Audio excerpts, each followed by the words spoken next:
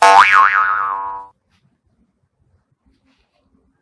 teman-teman, welcome back to my channel.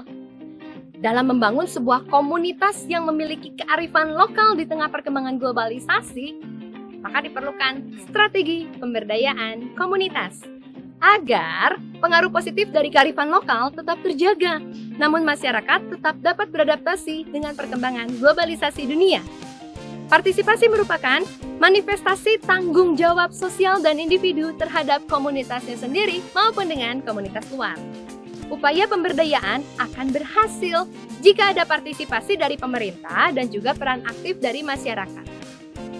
Mengapa sih partisipasi masyarakat penting dalam proses pemberdayaan komunitas? Pertama, masyarakat adalah fokus utama dan tujuan akhir dari suatu pembangunan. Kedua, partisipasi meningkatkan harga diri, harkat, dan juga martabat. Ketiga, partisipasi menciptakan lingkaran umpan balik arus informasi tentang sikap, aspirasi, kebutuhan, dan juga kondisi daerah. Keempat, partisipasi memperluas kawasan penerimaan proyek pembangunan.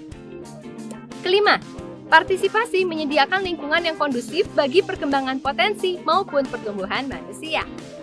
Keenam, partisipasi dipandang sebagai pencerminan hak-hak demokratis individu untuk dilibatkan dalam pembangunan mereka sendiri. Ketujuh, partisipasi adalah cara efektif untuk membangun kemampuan masyarakat dalam mengelola program pembangunan yang memiliki ciri khas daerah. Tujuan dari partisipasi komunitas dalam proses pembangunan diantaranya: pertama, partisipasi akan memungkinkan masyarakat secara mandiri mengorganisasikan diri dan memudahkan masyarakat menghadapi situasi-situasi sulit serta mampu menolak berbagai pembangunan yang merugikan. Kedua, partisipasi menjadi jaminan bahwa kepentingan rakyat tidak akan diabaikan. Ketiga, partisipasi masyarakat dapat mengatasi berbagai persoalan dalam dinamika pembangunan. Dan yang keempat, partisipasi masyarakat dapat meningkatkan proses penyelenggaraan pemerintahan yang demokratis. Agar proses pemberdayaan yang dilakukan oleh pemerintah tidak berjalan dengan sia-sia, maka diperlukan partisipasi dari komunitas, sehingga setiap elemen masyarakat memiliki kepedulian akan proses pemberdayaan yang dilakukan oleh pemerintah.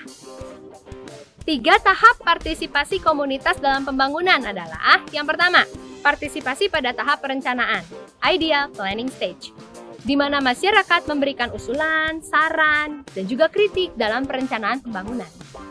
Yang kedua, partisipasi pada tahap pelaksanaan, implementation stage. Pada tahap ini, masyarakat menyumbangkan ide, gagasan, tenaga, uang, atau materi lainnya sebagai wujud dari partisipasi. Dan yang ketiga, partisipasi pada tahap pemanfaatan, utilization stage. Partisipasi dalam tahap ini berupa tenaga atau uang untuk memelihara dan mengelola proyek yang telah dibangun. Faktor-faktor yang mempengaruhi partisipasi masyarakat adalah: 1. Kepercayaan diri masyarakat. 2. Solidaritas masyarakat. Ketiga, tanggung jawab sosial dan komitmen masyarakat. Keempat, musyawarah untuk mufakat dalam mengambil sebuah keputusan. Kelima, organisasi dengan keputusan yang rasional.